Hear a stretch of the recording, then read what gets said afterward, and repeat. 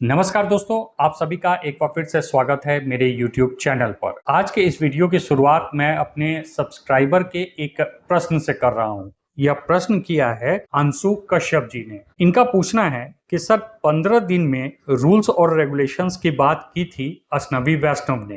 प्रोगा 2025 के रूल्स की यह बात कर रहे हैं। आगे यह कह रहे हैं कि आज एक मंथ से ज्यादा हो गया है, कब आएगा इनका रूल्स। सिर्फ अंशु कश्यप जी ही नहीं बल्कि बहुत सारे लोग यह प्रश्न कर रहे हैं कि प्रोगा रूल्स 2025 आखिर कब आएगा। सरकार अभी तक उस रूल्स को लेकर क्यों नहीं आ रही है। और दिक्कत यह है कि इन रूल्स के नोटिफाई होने की हड़बड़ी जो मैं लोगों में देख रहा हूं, इस हड़बड़ी का ही परिणाम है कि डिजिटल एथिक्स कोड नाम का एक रूल आता है और लोगों में यह पूरी तरीके से गलतफहमी फैल जाती है कि यह आरएमजी रूल्स है। सिर्फ इतना ही नहीं, उसके एक रूल 4B जिसमें कि परमिसेबल आरएमजी एक पैराग्राफ में लिखा होता है, उसको लेकर लोग हंगामा मचा देते हैं और सभी इस गलतफहमी के शिकार हो जाते हैं कि भाई 20 फरवरी से तो आरएमजी वापस आने वाला है। मैंने उस समय भी आप लोगों से यह हाथ जोड़कर प्रार्थना की थी कि डिजिटल एथिक्स कोड का आरएमजी से कोई लेना देना नहीं है। रूल 4B जो है वह एक निष्प्रभावी रूल है प्रोगा 2025 के आने के बाद, और उससे किसी प्रकार से आरएमजी की वापसी नहीं होगी। बट दिक्कत यह है कि शोर में सच लोग सुनना अक्सर पसंद नहीं करते। लोग गलतफहमी के शिकार होते रहे और अंततः 20 फरवरी को आरएमजी वापस नहीं आया क्योंकि वह आना ही नहीं था। डिजिटल एथिक्स कोड से उसका कोई लेना देना ही नहीं था। लेकिन गलतफहमी इस स्तर पर थी कि लोग इस संबंध में कुछ कहने सुनने को ही तैयार नहीं थे।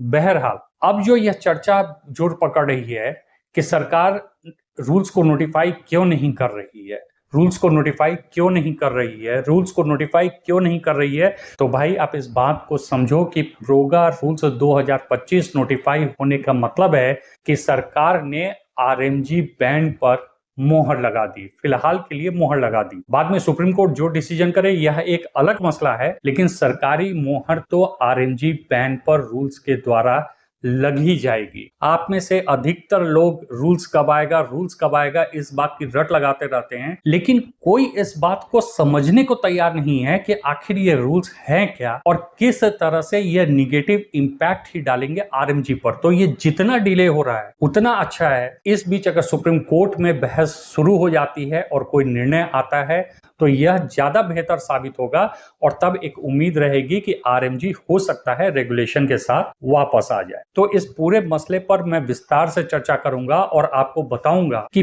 प्रोगा 2025 में जो आरएमजी पर बैन लगाया गया है वह प्रोगा 2025 एक्ट है क्या, किस सेक्शन के द्वारा बैन लगाया गया है और उस सेक्शन में आरएमजी के संबंध में क्या कहा गया है, स्किल बेस्ड गेम के संबंध में, चांस बेस्ड गेम के संबंध में क्या कहा गया है, प्रोगा 2025 रूल्स क्या है, इसके आने से क्या होगा और जब तक वो नहीं आ रहा है किस प्रकार से आरएमजी के फेवर में ही यह बात बनेगी।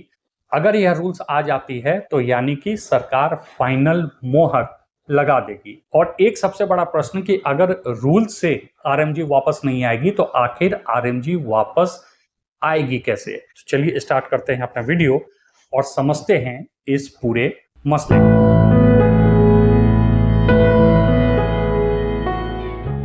सबसे पहले हमें समझने की आवश्यकता है कि जो आरएमजी हम करते रहते हैं यानी कि ऑनलाइन गेमिंग, यह ऑनलाइन गेमिंग की डेफिनेशन आखिर प्रोगा 2025 में दी क्या गई है। तो जैसा कि आप इस समय अपने स्क्रीन पर देख रहे होंगे, सब सेक्शन जी में ऑनलाइन मनी गेम की डेफिनेशन दी गई है। यह डेफिनेशन कहता है कि online money game means an online game irrespective of whether such game is based on skill, chance or both, played by a user by paying fees, depositing money or other stakes in expectation of winning, which entails monetary and other enrichment in return of money or other stakes but shall not include any e-sports। इस clause में online money game की जो definition दी गई है वह यह कहती है कि ऐसा कोई भी ऑनलाइन गेम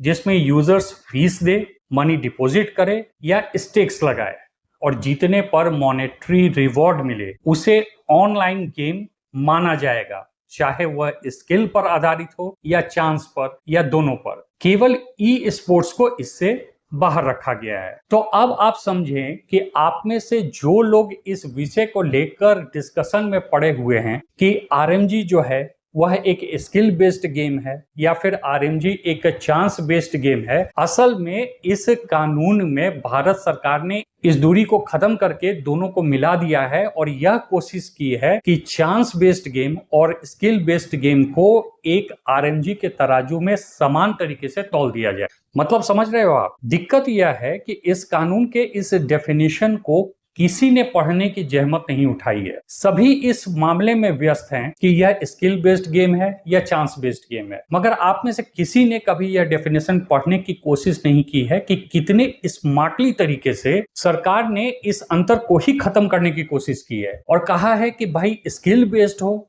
या फिर चांस बेस्ड हो, कोई फर्क नहीं पड़ता। अगर इसमें पैसे लग रहे हैं और पैसे लगाने के बदले आपको रिवॉर्ड मिल रहा है तो इसका मतलब है कि यह आरएमजी के डेफिनेशन के अंतर्गत आएगा। नाउ ये एक ऐसा मुद्दा है जिस पर सुप्रीम कोर्ट में डेफिनेटली बहुत जबरदस्त बहस होने वाली है। इस मुद्दे पर मैं किसी और वीडियो में चर्चा करूंगा। मैं सुप्रीम कोर्ट में क्या क्या मुद्दे उठ सकते हैं उसको स्टडी कर रहा हूं और उस पर एक अलग से वीडियो बनाकर लाऊंगा। फिलहाल वक्त के लिए इस वीडियो के लिए आप समझें कि जो स्किल बेस्ड और चांस बेस्ड गेम पर हंगामा चल रहा है और लोग डिस्कशन में उलझे हुए हैं कि सुप्रीम कोर्ट ने ये कहा है वो कहा है, सुप्रीम कोर्ट ने ऑलरेडी स्किल बेस्ड गेम को गेम कहा है, उसको बेटिंग नहीं कहा है। तो सरकार ने कहा कि भैया मैं इस डिस्कशन को ही खत्म कर रहा हूं और डेफिनेशन में ही सरकार ने कह दिया कि चाहे आप उसको स्किल मानो चाहे चांस मानो, कोई फर्क नहीं पड़ता। अगर पैसे का लेन देन हो रहा है तो इसका मतलब है कि यह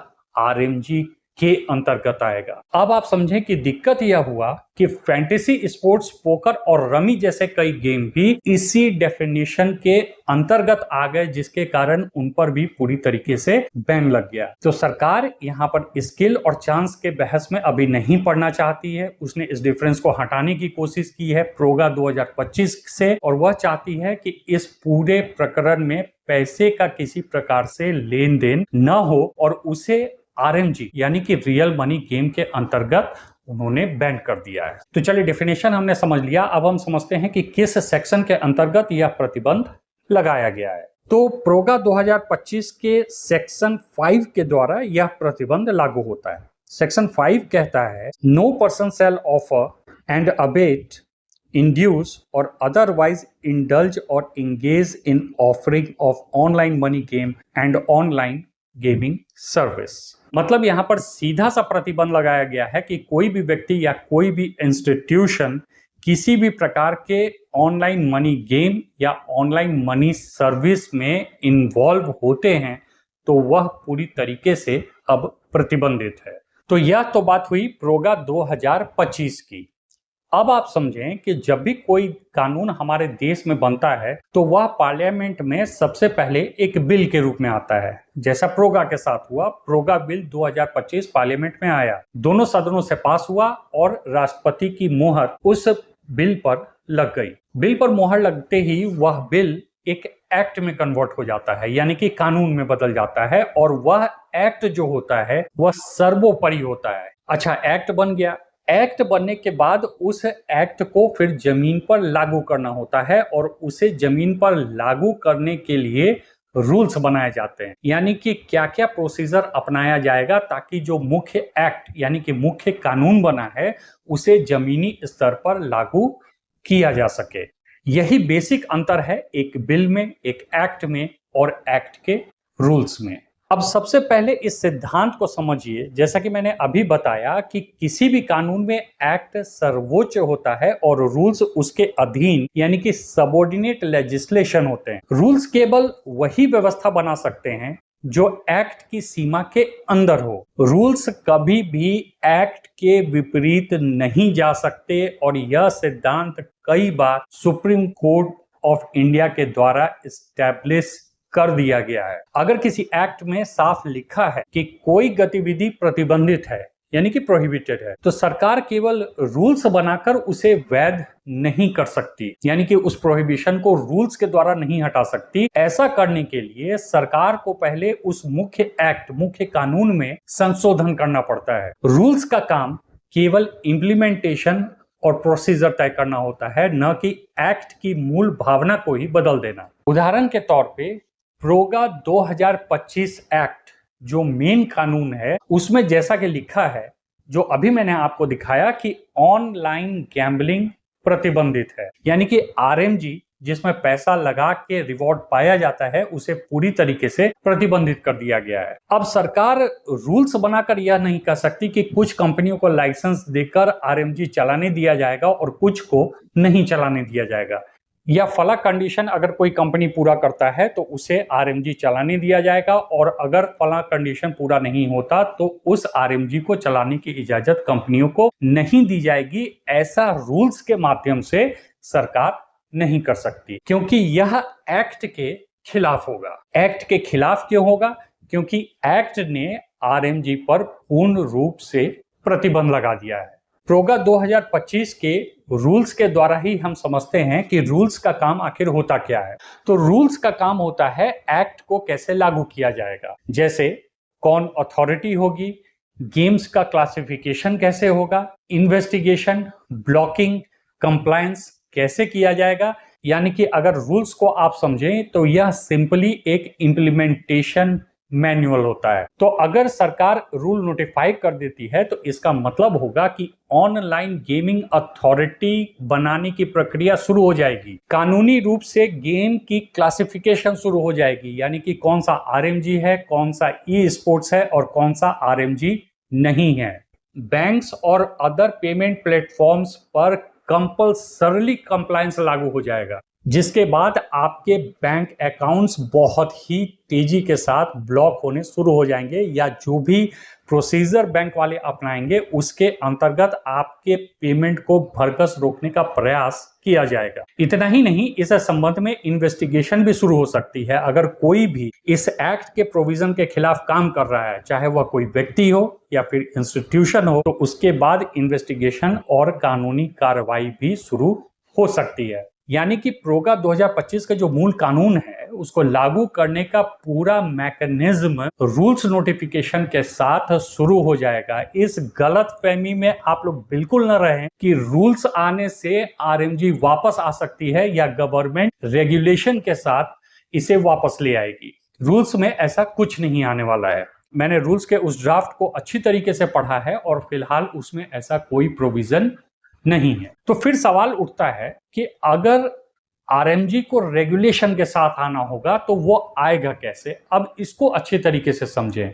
अगर सरकार कभी भी इस बात का निर्णय लेती है कि रेगुलेशंस के साथ आरएमजी को वापस लाना है, तो यहाँ पर दो प्रकार की बातें होंगी। सबसे पहले सरकार मूल कानून यानी कि प्रोगा 2025 एक्ट जो है उसमें सेक्शन 5 में संशोधन करेगी, और संशोधन के द्वारा इस बात को कानून में रखा जाएगा कि भाई रेगुलेशंस के साथ आरएमजी चल सकते हैं। इसके बाद अगर रूल्स नोटिफाई नहीं हुए होंगे तो रूल्स में फिर बदलाव किया जाएगा और उस सारे प्रोसीजर को लिखा जाएगा कि किस प्रकार से रेगुलेशन के साथ आरएमजी चल सकता है। अगर रूल्स नोटिफाई हो गए होंगे तो फिर उन रूल्स में भी संशोधन करना पड़ता है, और संशोधन के द्वारा सरकार इस बात को ला सकती है कि किस प्रकार से रेगुलेशन के द्वारा आरएमजी को चलाया जा सकता है। कहने का तात्पर्य यह है कि सिर्फ रूल्स के माध्यम से आरएमजी का रास्ता नहीं खुलता है। जो आप लोग यह कह रहे हो कि रूल्स आ जाए, रूल्स आ जाए, रूल्स आ जाए, भाई रूल्स आने से प्रतिबंध एक्चुअल में शुरू हो जाएगा, वहां पर कड़ाई शुरू हो जाएगी और कानून जो है वो ग्राउंड पर लागू हो जाएगा, यानी कि सरकार की मोहर लग जाएगी कि फाइनली आरएमजी को बैन कर दिया जाए। जैसा मैंने पहले भी कहा, फिर रिपीट कर रहा हूं, सुप्रीम कोर्ट क्या निर्णय लेगा वो बात की बात है। लेकिन अगर इसमें डिले हो रहा है तो कहीं ना कहीं यह फायदे की बात है कि जब तक यह कानून ग्राउंड पे पूरी तरीके से लागू नहीं हो रहा है, अगर सुप्रीम कोर्ट में सुनवाई हो जाए तो यह ज्यादा बेहतर है मेरे हिसाब से। दूसरी बात, आप यह गांठ बांध ले कि जब भी रेगुलेशंस के साथ आरएमजी को वापस आना होगा तो यहाँ पर मूल एक्ट जो है प्रोगा 2025 उसमें संशोधन करना पड़ेगा और इसके साथ साथ रूल्स में भी बदलाव करने पड़ेंगे। फिलहाल वक्त में जो रूल्स का ड्राफ्ट बना हुआ है उसके नोटिफाई हो जाने से आरएमजी की वापसी संभव नहीं है, क्योंकि रूल्स जो मूल कानून बनाया गया है उससे बाहर नहीं जा सकता और उससे बाहर जाकर वह किसी भी प्रकार से आरएमजी को रेगुलेशन के साथ वापस नहीं ला पाएगा। इसके लिए मेन एक्ट में संशोधन जरूरी है। मैं जानता हूं मेरे बार बार इस बात को रिपीट करने से बहुत लोग चिढ़ भी रहे होंगे, लेकिन भाई जिस प्रकार से गलतफहमियां सोशल मीडिया पर फैलती हैं और इस स्तर पर फैलती हैं कि मुझे यह बात बार बार रिपीट करके अपने सब्सक्राइबर्स को समझाना पड़ रहा है, तो इस बात को आप समझ लें, अपने दिमाग में डाल लें। जिस दिन आपको यह सूचना मिल जाए कि मूल एक्ट में संशोधन करके आरएमजी की वापसी हो रही है रेगुलेशंस के साथ, उस दिन आप मान लेना कि हाँ अब आरएमजी की वापसी हो रही है। सिर्फ रूल्स नोटिफिकेशन के पीछे आप लोग मत भागो। फिलहाल जो रूल्स हैं अगर वह लागू हो गए तो वह आरएमजी को पूरी तरीके से डैमेज ही करेंगे। तो आशा करता हूं अब आपको यह सारे अंतर अच्छे से समझ में आ गए होंगे। Thanks for watching.